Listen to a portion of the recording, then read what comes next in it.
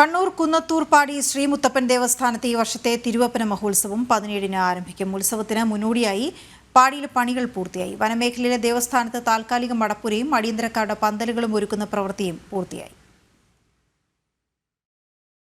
ക്ഷേത്രവും ശ്രീകോവിലുമില്ലാത്ത വനത്തിനുള്ളിലെ മുത്തപ്പന്റെ ആരൂഢസ്ഥാനമായ കുന്നത്തൂർ പാടി 1 മാസം നീണ്ടുനിൽക്കുന്ന തിരുവപ്പന മഹോത്സവത്തിനായി ഒരുങ്ങിക്കഴിഞ്ഞു. കഴിഞ്ഞ വർഷത്തെ തിരുവപ്പന ഉത്സവത്തിന് ശേഷം ആൾപ്പെരുമാറ്റമില്ലാത്ത പാടിയിൽ പുല്ലും ഈറ്റയും ഓലയും ഉപയോഗിച്ച് താൽക്കാലിക മടപ്പുര നിർമ്മിച്ചു. പാടിയിൽ പണിയെന്ന പേരിൽ അറിയപ്പെടുന്ന ചടങ്ങാണിത്. അടിയന്തരക്കാർ, ചന്ദൻ, കരക്കാട്ടിടം വാണവർ എന്നിവർക്കുള്ള സ്ഥാനിക പന്തലുകളും ഒരുക്കിയിട്ടുണ്ട്. രാവിലെ ഗണപതിയാവും, ഉച്ചപൂജ, വൈകുന്നേരം ദീപാരാധനയോടുകൂടി അടിയന്തരം തുടങ്ങും. അടിയന്തരം തുടങ്ങാൻ കോമത്തിന് തന്ത്രി സമ്മതം കൊടുക്കും. അതിന് ശേഷം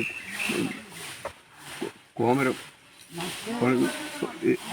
കെട്ടിച്ചുറ്റി കൈകുറ്റി കഴിച്ച് ഉടനെ പാടിയിലേക്ക്.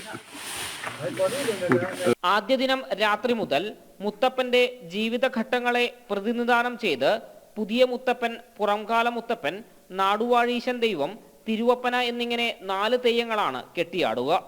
പുലർച്ചെയോടെ മുത്തപ്പന്റെ അമ്മയായ മൂലമ്പറ്റ ഭഗവതിയെയും കെട്ടിയാടും. ഉത്സവകാലത്ത് മാത്രമാണ് പാടിയിൽ ഭക്തർക്ക് പ്രവേശനമുള്ളൂ. ജനുവരി 16-ന് ഉത്സവം സമാപിക്കും.